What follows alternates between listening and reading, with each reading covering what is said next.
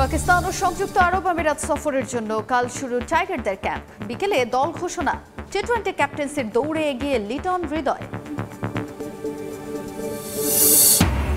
3 match সিরিজের প্রথম ওয়ানডেতে কাল নিউজিল্যান্ডের মুখোমুখি হবে বাংলাদেশ এ দল। সিলেটে শেষ মুহূর্তের প্রস্তুতি ঝালিয়ে নিল স্বাগতিকরা। নির্ধারিত সময়ে সিরিজ খেলতে বাংলাদেশে আসবে ভারত, বললেন বিসিবি সভাপতি। ইন্ডিয়া পাকিস্তান রাজনৈতিক দ্বন্দ্বের প্রভাবে এশিয়া কাপ নিয়ে অনিশ্চয়তা।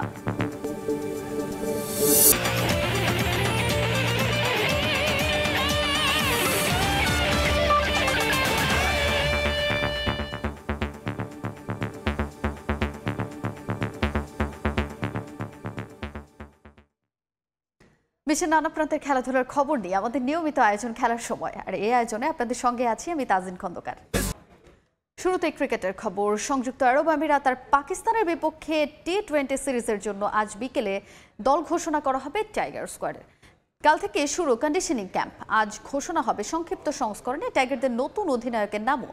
17 আর 19 মে আমিরাতের বিপক্ষে সিরিজ দিয়ে টি-20 ফরম্যাটে চলতি বছর প্রথমবারের মতো মাঠে নামবে বাংলাদেশ। যে সিরিজ দিয়ে শুরু হবে 2026 ভারত বিশ্বকাপের আনুষ্ঠানিক প্রস্তুতি। এরপরই পাকিস্তানের বিপক্ষে হবে 5 ম্যাচের টি-20 সিরিজ। দীর্ঘ বিরতি হওয়ায় ঢাকায় 10 দিনের কন্ডিশনিং ক্যাম্প করবে বাংলাদেশ। এদিকে আজ জানা যাবে এই ফরম্যাটে টাইগারদের নতুন টি-20 অধিনায়কের নামও, যে দৌড়ে সবার আগে লিটন কুমার দাস। পিএসএল খেলতে গিয়ে পাওয়া আঙুলের চোট থেকে দ্রুতই সেরে উঠছেন এলকেডি। আর পায়ের ইনজুরি থেকে পুরোপুরি সেরে না ওঠায় নাম কাটা গেছে পেসার তাসকিন আহমেদের। সংক্ষিপ্ত সংস্করণের অধিনায়ক হওয়ার তালিকায় তাওহিদ হৃদয়ের নাম থাকলেও সদ্য সমাপ্ত ডিপিএল এর নেতিবাচক আচরণে সে সম্ভাবনা ক্ষীণ তার। এই দুই সিরিজের জন্য 15 মে ঢাকা ছাড়বে বাংলাদেশ দল।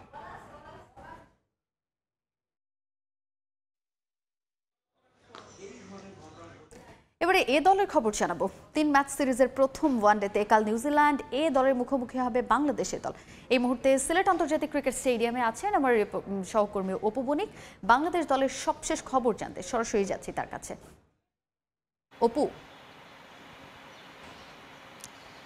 দেখুন, সিরিজের প্রথম শুরুর আগেই কিন্তু আজকে বাংলাদেশ দল তৃতীয় দিনের মতো অনুশীলন সারলো এবং কিছুক্ষণ আগেই কিন্তু তারা এখন মাঠ ছেড়ে কিন্তু বের হয়েছেন এবং কিছুক্ষণ আগেই কিন্তু যে সোহান যিনি রয়েছেন বাংলাদেশ এ দলের যিনি ক্যাপ্টেন রয়েছেন তিনি কিন্তু আমাদের সাথে কথা বলেছেন এবং তিনি যেমনটি বলেছেন যে এই সিরিজকে সামনে রেখে অনেক কিছুই তারা কল্পনা করছেন এবং যেহেতু এই সিরিজটাতে অনেকগুলো প্লেয়ারের প্রত্যাবর্তন ঘটেছে, তো সেই ক্ষেত্রে এই এ দলের যে সিরিজটি রয়েছে এই সিরিজটি দিয়ে খেলেই কিন্তু তারা জাতীয় দলের যে মোড়ক উন্মোচন করতে যাচ্ছেন সেটাকে স্বপ্ন রেখে কিন্তু তারা হৃদয় ধারণ করেই কিন্তু মাঠে ঘাম জড়িয়েছেন।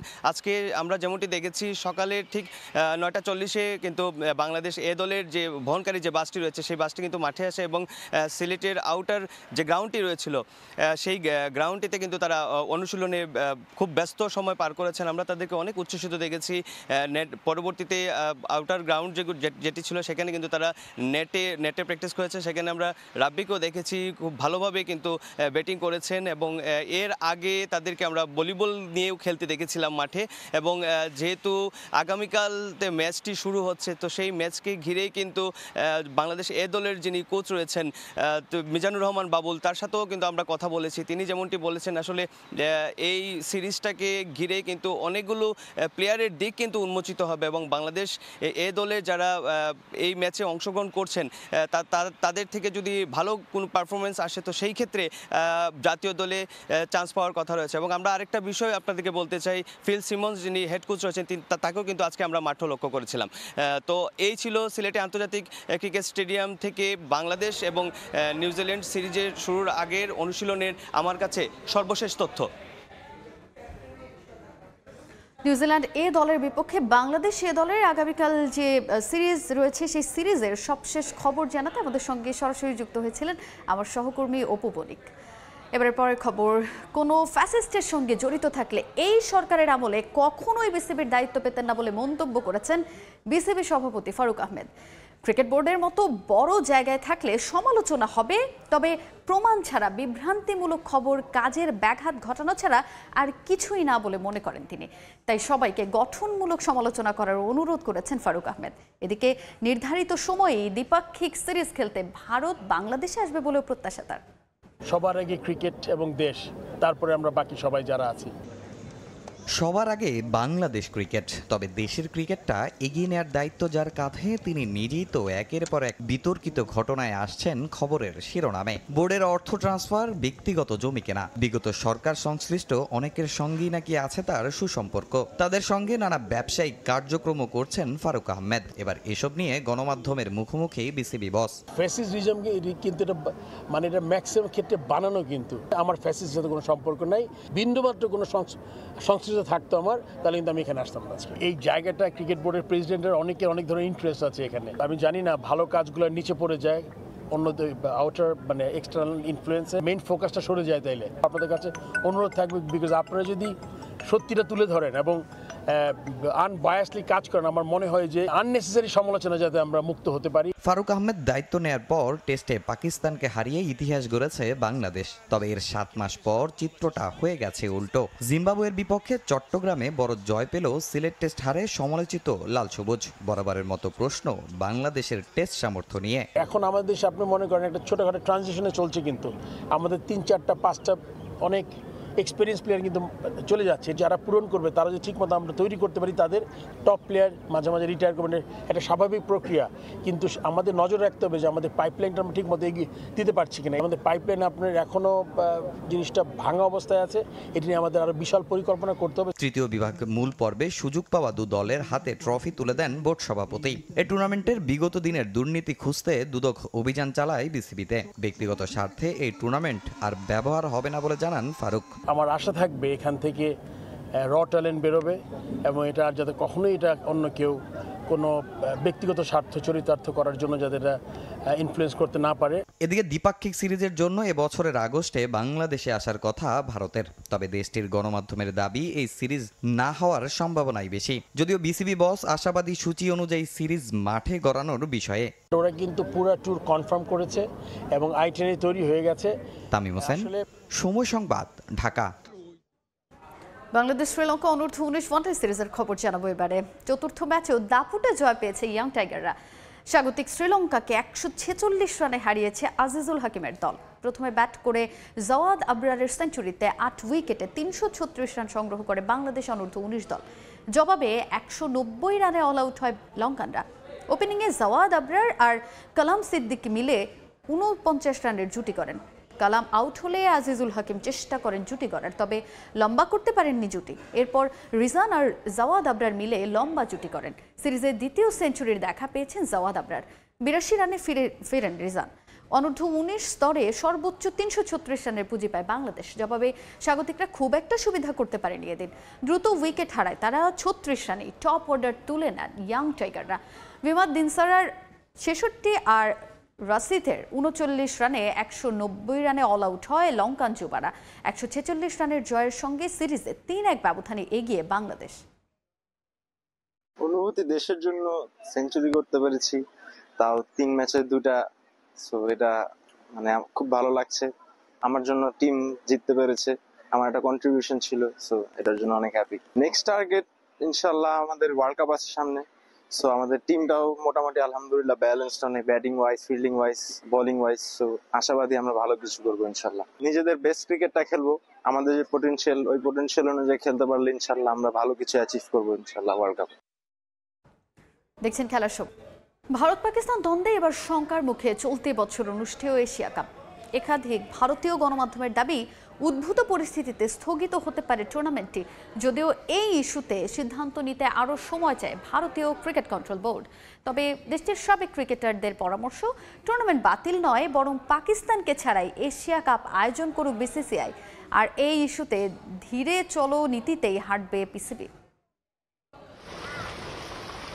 নগর পুড়লে এড়ায় না দেবালয়। চারিদিকে যখন যুদ্ধের দামামা, তার আঁচ লেগেছে ভদ্রলোকের খেলা ক্রিকেটেও।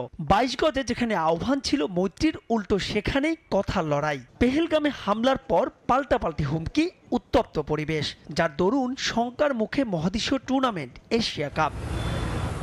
পূর্বের সূচি অনুসারে টি-20 ফরম্যাটে অনুষ্ঠিত হওয়ার কথা ছিল এশিয়া কাপ, শুরুতে যার স্বাগতিক ছিল ভারত। তবে আগেই বিসিসিআই জানিয়েছিল ভারতের মাটিতে হচ্ছে না এবারের এশিয়া কাপ, সম্ভাব্য ভেন্যু আরব আমিরাত কিংবা শ্রীলঙ্কা। টি-20 বিশ্বকাপের আগে বিশেষ প্রস্তুতিতে যে টুর্নামেন্টে দৃষ্টি ছিল দলগুলোর, কিন্তু সবই এখন যেন দূরের বাতিঘর। নাম প্রকাশে অনিচ্ছুক বিসিসিআইয়ের এক কর্মকর্তার বরাত দিয়ে ভারতের একাধিক গণমাধ্যমের দাবি, উদ্ভূত পরিস্থিতিতে স্থগিত হচ্ছে এশিয়া কাপ। তবে সে কর্মকর্তা এও জানান, এই ইস্যুতে চূড়ান্ত মন্তব্য করার সময় এখনো আসেনি। এই মুহূর্তে এশিয়া কাপ সম্পর্কে মন্তব্য করার মতন পরিস্থিতি হয়নি, তবে আমরা সমস্ত বিষয়ে বিবেচনা করে যথাযথ সিদ্ধান্তই নেব। আমরা বর্তমান পরিস্থিতি সম্পর্কে অবগত, সব পক্ষের সঙ্গে আলোচনা করে সিদ্ধান্ত নেওয়া হবে। তবে ভারতের সাবেক ক্রিকেটাররা দিচ্ছেন ভিন্ন পরামর্শ।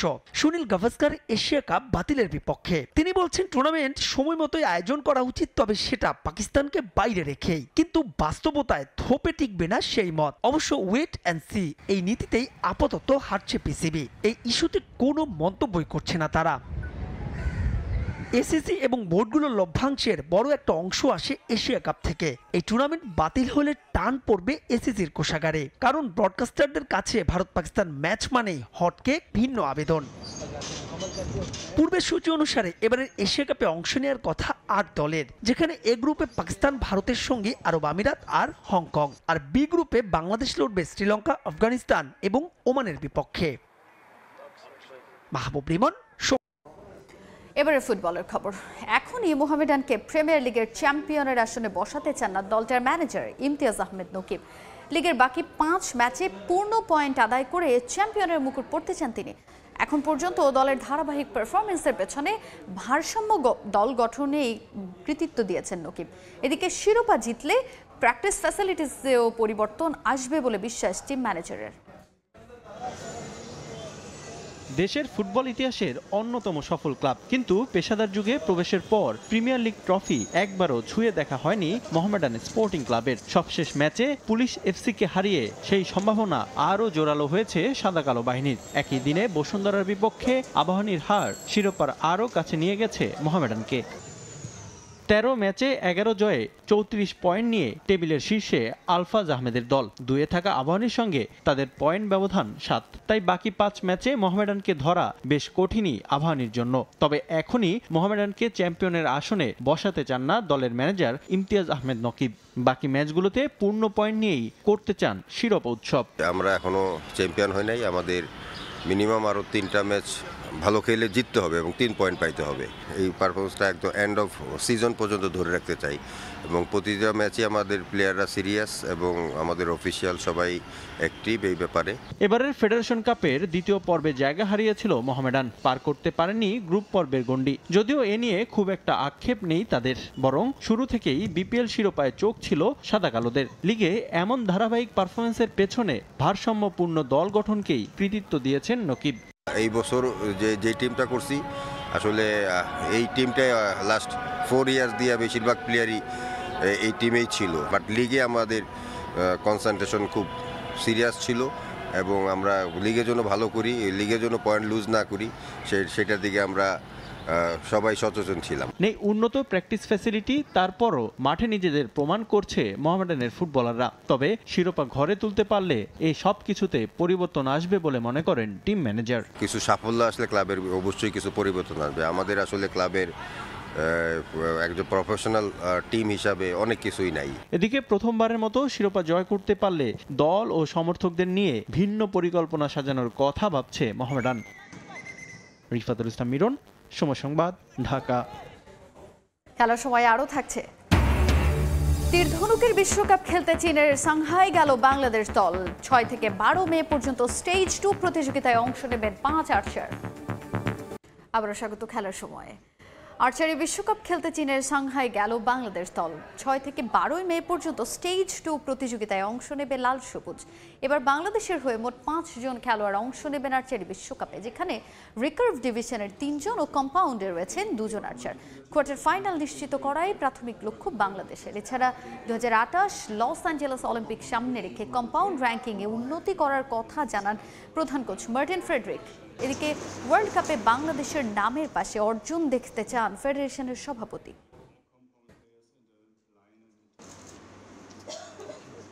দেশে বিদেশে কোথাও পার্টিসিপেশনের জন্য আমাদের গ্যাপ না থাকে। যেমন এবার আমরা 18 জন দিতে পারতাম, সেখানে যাচ্ছে মাত্র 5 জন, 19 6 জন। তা আমরা যদি সবাই ঠিকঠাক মতো এই আন্তরিকতার সাথে চেষ্টা করি, এই সমস্ত খেলা স্পর্শ পাওয়া কোনো বিষয় না। বিজয় না থাকলে শুধুই বারবার গেলাম আসলাম, শুধু পার্টিসিপেশনে না বাংলাদেশের নাম উঠলো না, আমাদের কিছু অ্যাওয়ার্ড থাকতে হবে, আমাদের কিছু অর্জন থাকতে হবে। বাংলাদেশের নামের পিছিয়ে আমি গোল্ড, প্লাটিনাম এই সমস্ত বলতে চাচ্ছি না, মানে কিছু না কিছু অর্জন থাকতে হবে। এ পর্যায়ে খেলার সময়ের শীর্ষ সংবাদগুলো জানিয়ে দিচ্ছি আরেকবার।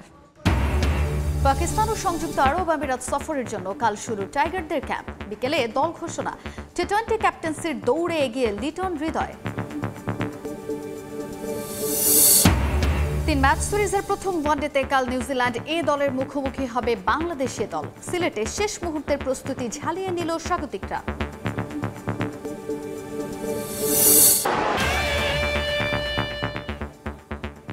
এই ছিল খেলার সময়ের এখনকার আয়োজনে। সঙ্গেই থাকুন সময়।